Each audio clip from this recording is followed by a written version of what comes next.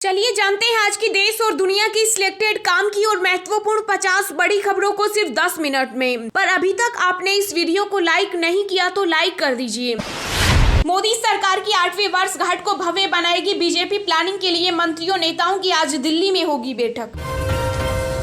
PM Modi 26 मई को हैदराबाद और चेन्नई का करेंगे दौरा। 31,000 करोड़ के 11 प्रोजेक्ट की रखेंगे नींव। 15 दिन के अंदर 15 देशों तक फैला मंकी पॉक्स। मुंबई में आइसोलेशन वार्ड तैयार, अलर्ट मोड पर अस्पताल। आर्थिक संकट से जूझ रहे श्रीलंका में फिर बढ़ी पेट्रोल और डीजल की कीमतें। पेट्रोल 420 तो डीजल 400 रुपए प्रति लीटर।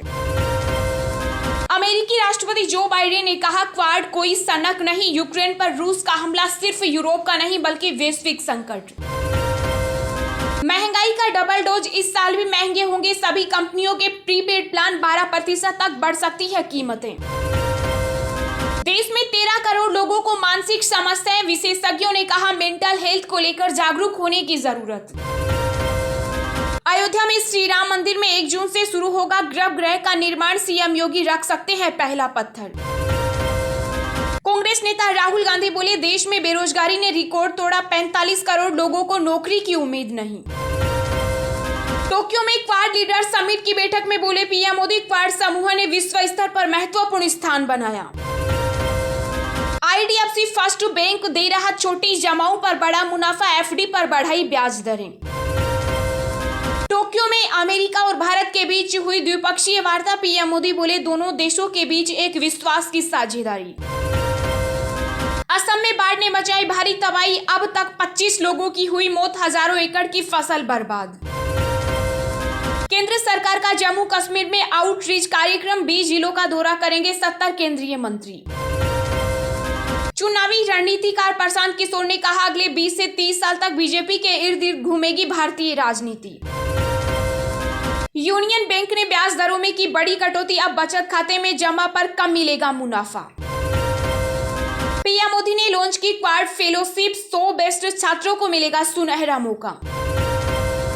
जापान में नमो नमो से चीन को लगी मिर्ची। अमेरिका के बदले सूर, भारत की बड़ी कूटनीतिक जीत। कुतुब मीनार में पूजा का अधिकार मिलेगा या नहीं, 9 जून को साकेत कोर्ट करेगा तय। एएसआई का जवाब, किसी को पूजा पाठ की अनुमति नहीं। यूक्रेन के राष्ट्रपति जेलेंस्की ने वैश्विक नेताओं से की अपील। कहा, रूस पर लगाए अधिकतम प्रतिबंध, खत्म करें हर तरह का व्यापार। उत्तराखंड में बर्फबारी और बारिश के चलते फिर रोकी गई केदारनाथ यात्रा। हेली सेवाएं भी हुई निलंबित। विश्व स्वास्थ्य संगठन ने कहा, कोरोना और मंकी पॉक्स बड़ी चुनौती। भारत सरकार भी एक्शन मोड में। मध्य प्रदेश में छोटे किसान व मजदूरों को साहूकारी ऋण से मिलेगी मुक्ति। कैबिनेट बैठक में लिया गया निर्णय। विनय कुमार सक्सेना दिल्ली के नए उपराज्यपाल किए गए नियुक्त। अनिल बैजल की लेंगे जगह। चिंतन शिविर के बाद एक्शन में कांग्रेस अध्यक्ष Sonia Gandhi. Political affairs committee और 2024 टास्क फोर्स का किया ऐलान। मुंबई में अफ्रीकी देशों से आने वाले यात्रियों को मंकी पॉक्स के लक्षण होने पर करानी होगी जांच। श्रीलंका की जगह बांग्लादेश को मिल सकती है एशिया कप की मेजबानी। भारत और पाकिस्तान पहले ही हुए दौड़ से बाहर। जम्मू कश्मीर सरकार का बड़ा फैसला। पुलिस मेडल पर से हटेगी शेख अब्दुल्ला की तस्वीर। अशोक स्तंभ का लगेगा चित्र। गहलोत सरकार का बड़ा फैसला। राजस्थान में सरकारी नौकरियों के लिए अब नहीं देना होगा इंटरव्यू। ज्ञानवापी मस्जिद मामले में कोर्ट ने सर्वे रिपोर्ट पर दोनों पक्षों से मांगा जवाब। 26 मई को होगी अगली सुनवाई। पश्चिम बंगाल की सीएम ममता बनर्जी ने केंद्र सरकार पर साधा निशाना। कहा, हिटलर, स्टालिन और मुसलिनों से भी बदतर है बीजेपी का शासन। अमेरिकी राष्ट्रपति जो बाइडेन ने की पीएम मोदी की तारीफ। कहा, भारत ने शानदार तरीके से हैंडल किया कोरोना संकट। यूएनएससी में भारत ने अंतर्राष्ट्रीय शांति के लिए प्रौद्योगिकी के उपयोग पर डाला प्रकाश। रूस यूक्रेन युद्ध के बाद अब तक दर्जनों कंपनियों ने छोड़ा रूस। स्टारबक्स ने भी समेटा अपना कारोबार। आर्थिक तंगी और तेल की कमी से जूझ रहे पाकिस्तान ने ढूंढा अजीब तरीका। कर्मचारियों को ज्यादा छुट्टियां देने की तैयारी। दावोस में आयोजित वर्ल्ड इकोनॉमिक फोरम में दुनिया भर के नेताओं और बिजनेस लीडर ने कहा, बढ़ती महंगाई दुनिया भर के लिए खतरनाक। सीएम अरविंद केजरीवाल ने दिल्ली वासियों को दी बड़ी सौगात। 150 विद्युत बसों को दिखाई हरी झंडी। 3 दिन तक सभी यात्री कर सकेंगे फ्री यात्रा। बेनकाब हुआ पाकिस्तान, कराची में छिपकर बैठा है दाऊद इब्राहिम। भगोड़े के भांजे ने ईडी के सामने कबूली बात। ताइवान को लेकर जो बाइडेन की धमकी से बौखलाया चीन, कहा हमें कम आंकने की गलती न करे अमेरिका। रेलवे टेंडर घोटाले में सीबीआई के बाद अब ईडी बढ़ा सकती है लालू यादव की मुश्किलें। मनी लॉन्ड्रिंग से जुड़ा मामला। आजम खान को मनाने के लिए कपिल सिब्बल को राज्यसभा भेजने की तैयारी में समाजवादी पार्टी। डिम्पल यादव और जावेद अली भी लिस्ट में।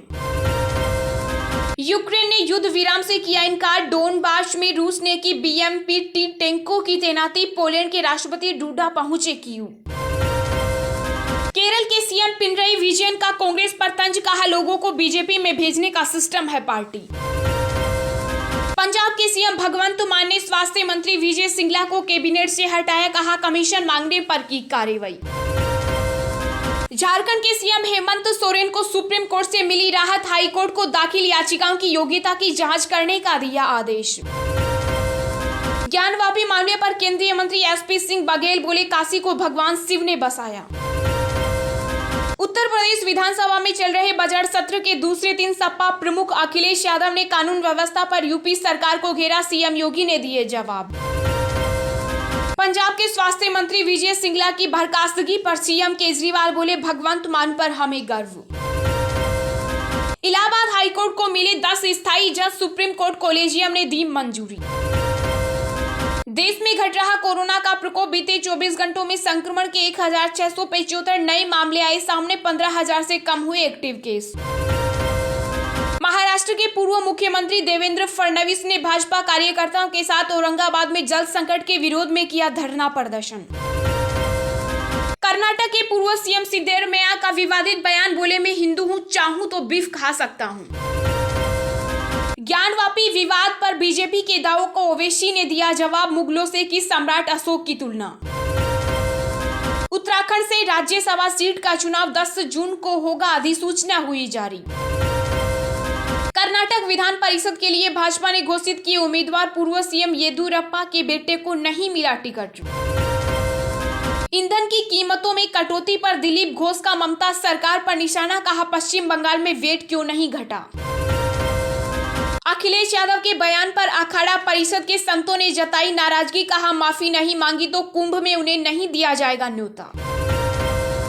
बिहार के शिक्षा मंत्री विजय चौधरी ने किया दावा, कहा जातिगत जनगणना पर सभी दलों ने जताई सहमति। एशिया कप हॉकी 2022 में आखिरी मिनट में पाकिस्तान के खिलाफ जीत से चूका भारत। पाकिस्तान के खिलाफ मैच 1-1 से हुआ ड्रॉ। चलिए अब जानते हैं जो आम आदमी के काम की और फायदेमंद खबरें हैं उनको विस्तार से। पर इससे पहले अभी तक आपने इस वीडियो को लाइक नहीं किया तो लाइक कर दीजिए। महंगाई का डबल डोज, इस साल भी महंगे होंगे सभी कंपनियों के प्रीपेड प्लान। 12% तक बढ़ सकती है कीमतें। जी हां, भारतीय प्राइवेट टेलीकॉम कंपनियां एक बार फिर मोबाइल यूजर्स को झटका देने के लिए तैयार हैं। एयरटेल, जियो और वोडाफोन आइडिया दिवाली 2022 तक अपने प्रीपेड प्लान की कीमतें बढ़ा सकती है। नई कीमतें बढ़ने के बाद प्रीपेड टेरिफ 10 से 12% तक महंगे हो सकते हैं। इसके अलावा कहा जा रहा है कि टेरिफ प्लान महंगे होने से टेलीकॉम कंपनियों को फायदा होगा और उनका एवरेज रेवेन्यू प्रति यूजर 10% तक बढ़ जाएगा। इस बढ़ोतरी के बाद एयरटेल, जियो और वोडाफोन आइडिया के ARPU क्रमशः 200 रुपए, 185 रुपए और 135 रुपए हो जाएंगे। वहीं जियो ने असम के अपने ग्राहकों को बारिश के बाद आई भारी बाढ़ के बाद 4 दिनों के लिए फ्री डाटा और मैसेज के साथ रोज 1.5 GB डाटा देने का ऐलान किया। रिलायंस जियो की ओर से एक कॉम्प्लीमेंट्री प्लान मिलेगा जिसमें 4 दिनों के लिए अनलिमिटेड कॉलिंग की सुविधा मिलेगी। टोक्यो में क्वाड लीडर समिट की बैठक में बोले पीएम मोदी, क्वाड समूह ने विश्व स्तर पर महत्वपूर्ण स्थान बनाया। जी हां, रूस यूक्रेन जंग और कोविड-19 के बीच भारत, अमेरिका, जापान और ऑस्ट्रेलिया के राष्ट्र प्रमुखों की टोक्यो में क्वाड लीडर समिट की बैठक हुई। इस बैठक में भारत के प्रधानमंत्री नरेंद्र मोदी, जापान के प्रधानमंत्री फूमियो किशिदा, अमेरिका के राष्ट्रपति जो बाइडेन, ऑस्ट्रेलिया के प्रधानमंत्री एंथनी अल्बनीज ने हिस्सा लिया। इस दौरान क्वाड लीडर समिट की बैठक में रूस यूक्रेन जंग समेत कई मुद्दों पर चर्चा हुई। यहाँ सभी देशों के राष्ट्र प्रमुखों ने अपनी अपनी बात रखी। क्वाड लीडर समिट में पीएम मोदी ने कहा कि इतने कम समय में क्वाड समूह ने विश्व स्तर पर एक महत्वपूर्ण स्थान बना लिया है। पीएम मोदी ने कहा कि क्वाड के स्तर पर हमारे आपसी सहयोग से एक फ्री, ओपन और समावेशी इंडो पैसिफिक क्षेत्र को प्रोत्साहन मिल रहा है, जो हम सभी का साझा कर रहे हैं। पीएम ने आगे कहा कि कोविड-19 की विपरीत परिस्थितियों के बावजूद हमने वैक्सीन वितरण, जलवायु कार्यवाही, आपूर्ति श्रृंखला, लचीलापन, आपदा में प्रतिक्रिया, आर्थिक सहयोग जैसे कई क्षेत्रों में आपसी समन्वय बढ़ाया। इसने इंडो पैसिफिक में शांति, समृद्धि और स्थिरता सुनिश्चित हो रही है। मोदी सरकार की 8वीं वर्षगांठ को भव्य बनाएगी बीजेपी। प्लानिंग के लिए मंत्रियों, नेताओं की आज दिल्ली में होगी बैठक। जहां केंद्र की सत्ता में अपनी सरकार के 8 साल पूरे होने के मौके पर भारतीय जनता पार्टी पूरे देश में बड़े कार्यक्रमों का आयोजन करेगी। इस संबंध में रणनीति और योजना के लिए आज पार्टी के वरिष्ठ नेता और मंत्री राजधानी दिल्ली स्थित भाजपा मुख्यालय में बैठक करेंगे। भाजपा के वरिष्ठ नेता ने कहा कि हम मोदी सरकार के 8 वर्ष पूरे होने के उपलक्ष्य में 30 मई को बड़ा कार्यक्रम करेंगे। इसके लिए आज पार्टी मुख्यालय में बैठक होगी। भाजपा के राष्ट्रीय अध्यक्ष जगत प्रकाश नड्डा और केंद्रीय गृह मंत्री अमित शाह इस बैठक में मौजूद रहेंगे। इस दौरान सेवा, सुभाषण, गरीब कल्याण के 8 साल नाम से 15 दिन के कार्यक्रम की रूपरेखा तैयार की जाएगी। भाजपा इस कार्यक्रम के जरिए मोदी सरकार की योजनाओं और नीतियों को जन जन तक पहुंचाने की कोशिश करेंगे। केंद्र सरकार के मंत्री अलग अलग स्थानों पर विकास तीर्थ यात्रा निकालेंगे। इस आयोजन का पूरा खाका आज की मीटिंग में तैयार होगा।